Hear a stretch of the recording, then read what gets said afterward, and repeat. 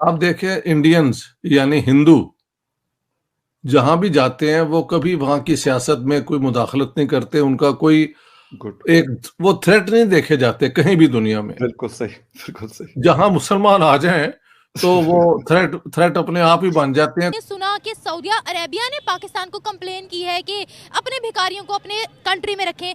Dubai ने भी कुछ इस तरह की रिस्ट्रिक्शंस हम पर लगा दी थी। बहुत से ममालिक ने हमें वार्निंग दी थी। अभी रिसेंटली खबर सामने आ रही है कि स्पेन में पाकिस्तानियों को गिरफ्तार किया जा रहा है। 14 पाकिस्तानियों को गिरफ्तार किया गया है। वहाँ पर भी हमारे लिए वीज़ास को तंग किया जा रहा है। मिस देखें, अगर दूध में बाल होगा ना तो वो आपको नजर आ जाएगा। अभी जो बंदा गलती पर होता है ना, उसे अपनी गलती छुपाने के लिए बार बार झूठ नहीं बोलना चाहिए, उसे अपनी गलती से स्लिम करनी चाहिए। और ये पाकिस्तानियों की गलती है तो इसलिए उन्होंने इन्हें टारगेट किया है ना। हम अपनी गलती तस्लीम नहीं करते। पाकिस्तान की सबसे गंदी आदत है कि अपनी गलती तस्लीम नहीं करते। इंडिया वाले जो है ना, वो अपने जो लोगों के ना, वो टैलेंट की बहुत ज़्यादा कदर करते हैं। पूरे के पूरे यूरोप में एक फार राइट की आंधी चलती हुई हमें नजर आ रही। जो व्यवस्था, जो स्थिति पोलैंड से उत्पन्न हुई थी, वो हमने देखा है आज यूरोप के अलग अलग पॉकेट्स में पहुंची, फिर अलग अलग पॉकेट्स के बाद अलग अलग देशों के शीर्ष नेतृत्व तक भी पहुंच रही। क्योंकि जो ये यूरोपियन गोरे हैं, जो वाइट्स हैं, इनको अब नजर आने लगा है कि पिछले 20 साल जिस तरह से हम लोग फालतू चीजों में फंसे रहे, उसमें एक बहुत ही बड़ा डेमोग्राफिकल चेंज आ गया है यूरोप के अंदर। और यदि अभी नहीं सुधरे तो अगले 20 साल बाद जो तांडव मचने वाला है, क्योंकि वो देख रहे हैं छोटे छोटे पॉकेट्स में जहां पे इनकी आबादी 30% 40% हो जाती है, वहां पर क्या मौत का नंगा नाच होता है, वो देख रहे हैं। वो लोग जान रहे हैं कि जब ये पूरे यूरोप में यदि इनकी आबादी 20-25% भी 30% हो गई तो फिर कितनी बुरी स्थिति जो है वाइट्स के लिए हो जाएगी। इसीलिए अभी से लोग चेत रहे हैं, धीरे धीरे चेत रहे हैं।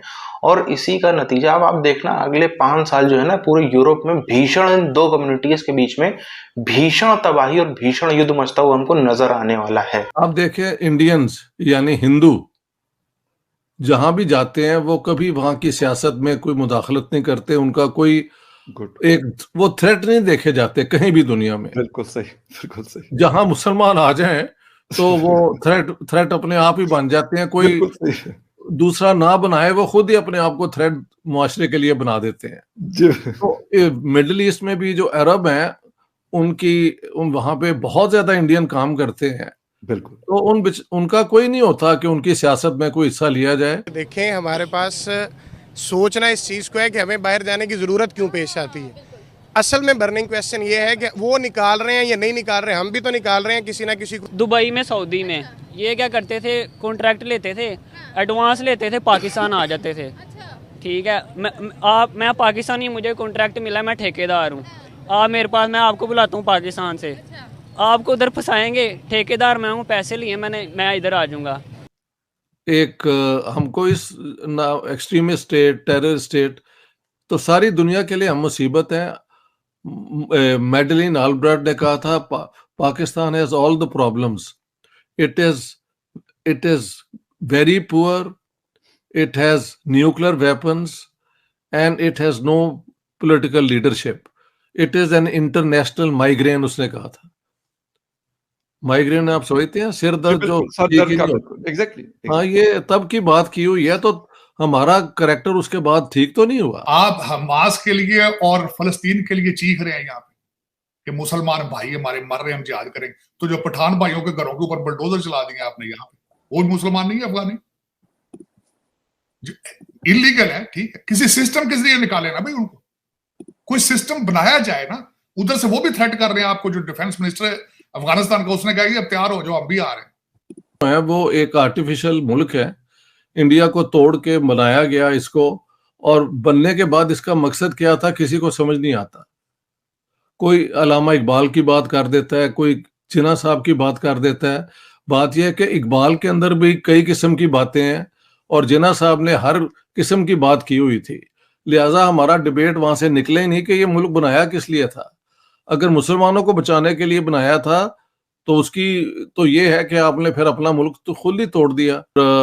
अभी भी हमें नहीं पता कि हम काहे के लिए ये वजूद में आए हैं, स्वाय इसके कि हमने ग़ज़वा हिंद करना है या पता नहीं क्या करना है। बस इस किस्म की बातों में लोगों का जो है ना जहन मुलविस करके तो हमारी जो हुक्मरान है वो अपना वक्त गुजारते हैं। गलतियां करते हैं पाकिस्तानी धोखे करते हैं, फ्रॉड करते हैं जाके उधर। ये हम खुद अब फॉरेन कंट्री जा रहे हैं स्टडीज़ के लिए, यहाँ पे तो स्टडी का ना अब वो नहीं रह गया, हम हॉस्टल लाइफ गुजारते हैं। तो हम खुद स्पेन ही जा रहे हैं, हम लोग स्टडी वीज़ा जा रहे हो? हाँ जी। अब दोनों तो गए। नहीं, हमने स्टडी वीज़े पे जाना, हमने कौन सा वर्क वीज़े पे जाना। स्टडी वीजा इजीली मिल गया था? मिल जाता है, पैसा हो मिल जाता है। ऐसा हो मिल जाता, यानी उसमें भी दिक्कत आ रही थी क्योंकि पासपोर्ट पाकिस्तानी। फिर बात ही पाकिस्तानी पासपोर्ट इतना वीक है, इतना डी वैल्यू है, तो फिर दिक्कत तो आती है वो ना। लोग उनको ही पकड़ेंगे जिनका वर्क वीज़ा होगा या ऐसे होगा। जो स्टूडेंट्स होंगे उनको तो कोई कुछ नहीं कह सकता, क्योंकि वो तो उनके लिए फ्यूचर है, फ्यूचर को कौन कुछ कह सकता है। इसमें पाकिस्तानियों की गलती है, उनकी गलती नहीं है। देखिए पाकिस्तानी स्टडी की तरफ जाते ही नहीं है। पाकिस्तानी अगर इधर से स्टडी वीज़े पे भी जाता है ना उधर, तो उधर स्टडी कंप्लीट नहीं करता, वो कोशिश करता है मुझे पीआर मिले, मैं नौकर बनूँ इनका। इंडियंस है ना, इंडियन की एग्जांपल देता हूँ, वो माइक्रोसॉफ्ट में भी लगे हुए हैं, बहुत कुछ किया उन्होंने, हमसे वो बहुत आगे हैं। वो स्टडी की तरफ जाते हैं, उन्होंने अगर बाहर स्टडी वीज़े पे जाना ना, तो इधर से उन्होंने अपनी पूरी फीस पे करके जाना है उधर, ताकि उन्हें कोई दिक्कत ना हो उधर। हमारे जितने भी यहाँ से जाएंगे, अब स्पेन वाले क्यों ये एक्शन ले रहे हैं? जाने उन्होंने जिन्होंने जॉब करनी है, जिन्होंने वर्क करना है, जिन्होंने उनकी मजदूरी करनी है। अब अगर जाएगा कोई स्टडी के लिए तो वो उनको पूरा प्रोटोकॉल देंगे कि यार हमारी कंट्री में आ रहा है, स्टडीज़ के लिए आ रहे हैं, ये तो उनके लिए प्राउड है ना। पाकिस्तानी गलतियाँ करते हैं, पाकिस्तानी इधर सिग्नल फॉलो नहीं करते तो दुबई, तो फिर जिसने अपने घर में नहीं सही होना उसने बाहर जाके क्या सही ना। तो ठीक है, जो गलत करता है उसके अगेंस्ट एक्शन। और इंडियंस का मुकाबला बनता है डिसिप्लिन में या नहीं, बिल्कुल नहीं। वो हमसे आगे हैं, वो हमसे बहुत आगे हैं। सादी रहमतुल्लाह अलैह की एक कोटेशन है, वो कहते हैं कि एक उंगली किसी की तरफ करें तो तीन जो है वो हमारी अपनी जानिब होती हैं। असल में एक मसला ये है कि हम लोग बजाय इसके कि हम लोग सराउंडिंग्स को डील करें, हमें चाहिए कि हम लोग अपनी तरफ तवज्जो दें। हमारे अपने यहाँ क्या चल रहा है, हम लोग एक दूसरे के अंदर इंसानियत का भी कोई पहलू नज़र नहीं आ रहा। और फिर ये कि जब इस तरह की सिचुएशंस होती हैं तो फिर किसी से मदद मिलने की बजाय वो चीज़ें बाद में सेकंड रह जाती हैं, क्योंकि हमारा अपना जो है वो सिस्टम नहीं ठीक, उसमें हर चीज़ ही है, उसमें मैं भी हूँ, आप भी, सब मुलव्वस हैं कहीं ना कहीं। और बच वही रहा है जिसको कहीं ना कहीं कह लें कि पंजाबी में कहते हैं कि दा नहीं लग रहा, वो बची जा रहा है। अदरवाइज़ जो है वो हमारे लिए मसाइल यही है कि हमें सिर्फ़ और सिर्फ अपनी तरफ तवज्जो देनी चाहिए। हमारे पास सोचना इस चीज़ को है कि हमें बाहर जाने की ज़रूरत क्यों पेश आती है। असल में बर्निंग क्वेश्चन ये है कि वो निकाल रहे हैं या नहीं निकाल रहे हैं, हम भी तो निकाल रहे हैं किसी ना किसी को। चलें ये अब नहीं हाईलाइट करते, अफगानियों को हम भी निकाल ही रहे हैं अफगानियों, ठीक है, हम कौन सा काम कर रहे हैं। निकाल नहीं रहे, देखें वो आए वीज़ा लेके आए, हमें तो ऐसे नहीं ना वो जाने देते। बेसिकली ना इस सारे सिस्टम को इस तरह से कंक्लूड करता हूँ कि हम कम बैक कर सकते हैं। आज 9 नवंबर है, वैसे भी इकबाल डे है, तो मैं उन्हीं का एक शेर है, वो शायद के समझ आ जाए कि हर कोई मस्तमय ज़ौक़ तनासानी है, तुम मुसलमान हो ये अंदाज़े मुसलमानी है। दरअसल हम अपने आबाओ अजदाद, अपने वरसा की जो हमें चीज़ें मिली हुई थी, हम उस सब से दूर हैं, हमारी अपनी बेस ठीक नहीं है, वो ठीक कर रहे हैं। तो एक और यूरोपीय देश से बोरिया बिस्तर बंद हो गया है समुदाय विशेष का। एक और यूरोपीय देश, बल्कि पूरे यूरोप में हम देख रहे हैं एक एक करके।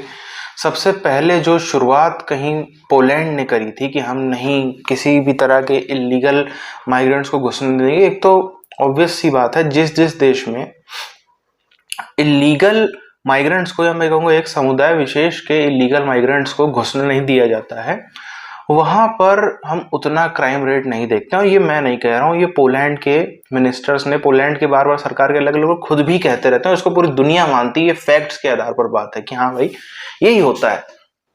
इसके बाद जहाँ पर जैसे आज यूके में जो है वो पॉपुलेशन एकदम से हम देख रहे हैं बढ़ रही है। अब देखिए जैसे दुबई है, ये यूएई जो देश है उसके पीछे, उसकी अगर हम बात करें तो वो आखिर क्यों उसने जो 22-24 जिले पाकिस्तान के ब्लैक लिस्ट कर रखे हैं कि भाई इन जिलों के हमको लोग चाहिए ही नहीं पाकिस्तानी। अब ऑब्वियसली तो बैन लगा नहीं सकते कि हमको पाकिस्तानी चाहिए, तो जिलों वाइज कर सकते हैं।